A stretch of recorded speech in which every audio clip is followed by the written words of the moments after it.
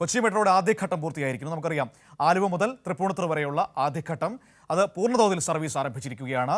ഇനി മെട്രോയുടെ രണ്ടാം ഘട്ടമാണ്. രണ്ടാം ഘട്ടം എന്ന് പറയുമ്പോൾ അത് പാലാരിവട്ടത്ത് നിന്ന് നേരെ പോകുന്നത് കാക്കനാടേക്കാണ്, ഇൻഫോ പാർക്കൊക്കെയുള്ള കാക്കനാടേക്കാണ്. അതിൻ്റെ രണ്ടാം ഭാഗത്തിൻ്റെ നിർമ്മാണത്തിൻ്റെ ഭാഗമായുള്ള പൈലിംഗ് ജോലികൾ ഇന്ന് ആരംഭിക്കുകയാണ്. മറ്റൊരു പ്രധാനപ്പെട്ട നിർണായകമായ ചുവടുവയ്പ്പിലേക്ക് കൊച്ചി മെട്രോ പോകുന്നു. ഉമേഷ്, കൊച്ചി മെട്രോ കാക്കനാട്ടേക്കും കുതിക്കാൻ ഒരുങ്ങുകയാണ്. പൈലിംഗ് നടപടികൾ ഇന്ന് തുടങ്ങുന്നു. ഇനിയിപ്പോൾ ഇൻഫോ പാർക്ക് അടക്കമുള്ള കൊച്ചിയുടെ ഏറ്റവും പ്രധാനപ്പെട്ട ഗ്ലാമർ ഇടങ്ങളിലേക്ക് കൊച്ചി മെട്രോ തുടങ്ങുന്നതിനുള്ള ആദ്യപടി.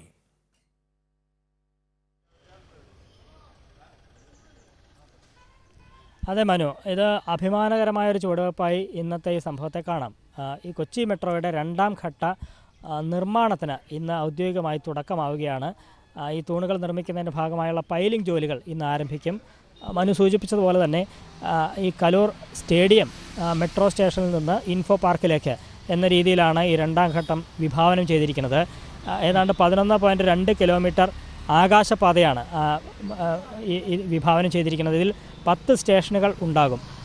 ഈ കലൂർ മെട്രോ സ്റ്റേഷനിൽ നിന്ന്, അതായത് സ്റ്റേഡിയം മെട്രോ സ്റ്റേഷനിൽ നിന്ന് കാക്കനാട് വരെ 10 സ്റ്റേഷനുകൾ ഉണ്ട്. ഇതിൽ ഇന്ന് ഇപ്പോൾ ഉദ്ഘാടനം നടക്കുന്നത്, ഈ നിർമ്മാണ ജോലികൾ ആരംഭിക്കുന്നത് കാക്കനാട് കുന്നുംപുറം എന്ന് പറയുന്ന സ്ഥലത്ത് പൈലിംഗ് ജോലികൾ ആരംഭിച്ചുകൊണ്ടാണ് ഈ രണ്ടാം ഘട്ട നിർമ്മാണത്തിന് തുടക്കമിടുന്നത്. അഫ്കോൺസ് എന്ന കമ്പനിയാണ് ഇതിൻ്റെ നിർമ്മാണ കരാറ് ഏൽപ്പിച്ചിരിക്കുന്നത്. 2017 യഥാർത്ഥത്തിൽ സംസ്ഥാന സർക്കാർ ഈ രണ്ടാം ഘട്ട പദ്ധതിക്ക് വിഭാവനം ചെയ്യുന്നത്. എന്നാൽ ആദ്യഘട്ടത്തിൽ അന്ന് പ്രധാനമന്ത്രി നരേന്ദ്രമോദി അതിൻ്റെ നിർമ്മാണോദ്ഘാടനം നിർവഹിച്ചു. പക്ഷേ പിന്നീട് കുറേ തടസ്സങ്ങളുണ്ടായി. കേന്ദ്രത്തിൽ നിന്ന് അതിൻ്റെ മറ്റ് തുടർ അനുമതികൾ ലഭിക്കുന്നതിന് തടസ്സമുണ്ടായി. ഏറ്റവും ഒടുവിൽ 2022 ഇതിനുള്ള പിന്നീട് വീണ്ടും ഈ പദ്ധതി പുനരാരംഭിച്ചത്. അങ്ങനെ ഇതിൻ്റെ നിർമ്മാണ കരാർ അഫ്കോൺസിന് നൽകി. 1141.32 കോടിയുടേതാണ് ഈ കരാർ.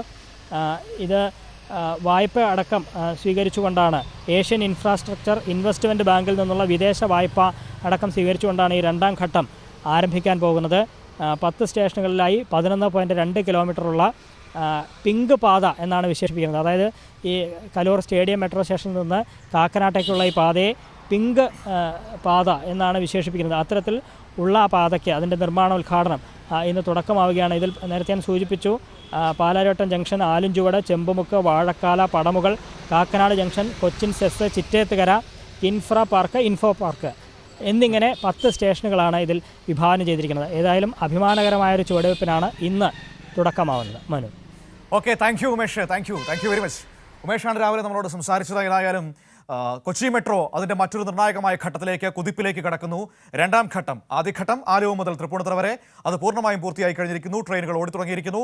ഇനിയിപ്പോൾ കലൂരിൽ നിന്ന്, നേരത്തെ ഞാൻ പാലാരിവട്ടം എന്നായിരുന്നു പറഞ്ഞത്, തെറ്റാണ്, കലൂരിൽ നിന്ന് കാക്കനാട്ടേക്ക് ഇൻഫോ പാർക്കിലേക്ക് അതിൻ്റെ രണ്ടാം ഘട്ടം തുടങ്ങാൻ വേണ്ടി പോവുകയാണ്. അത് കൊച്ചിയുടെ പൊതുഗതാഗത രംഗത്ത് സൃഷ്ടിക്കാൻ പോകുന്ന മാറ്റമെന്ന് പറയുന്നത് ഏറ്റവും വലുതായിരിക്കും. ഒപ്പം തന്നെ കൊച്ചി എന്ന് പറയുന്ന നഗരത്തിൻ്റെ ഗതാഗത പ്ലാനിംഗ്, ട്രാവൽ പ്ലാനിംഗ് ഒരുപക്ഷെ രാജ്യത്തിന് മാതൃകയാകുന്നതാണ്. കാരണം അവിടെ വാട്ടർ മെട്രോ ഉണ്ട്, കൊച്ചി മെട്രോ ഉണ്ട്. അപ്പോൾ ആ രീതിയിൽ ഇതെല്ലാം പരസ്പരം കണക്ട് ചെയ്തുകൊണ്ടുള്ള ഒരു വിപുലമായ പൊതുഗതാഗത സംവിധാനത്തിൻ്റെ സാധ്യതകളാണ് കൊച്ചി രാജ്യത്തിന് മുന്നിൽ തന്നെ തുറന്നിടുന്നത്. അപ്പോൾ അതിൻ്റെ രണ്ടാം ഘട്ടം തുടങ്ങാൻ പോവുകയാണ്. വിവരങ്ങളാണ് ഉമേഷ് നമുക്ക് കൊച്ചിയിൽ നിന്ന് പറഞ്ഞു തന്നത്.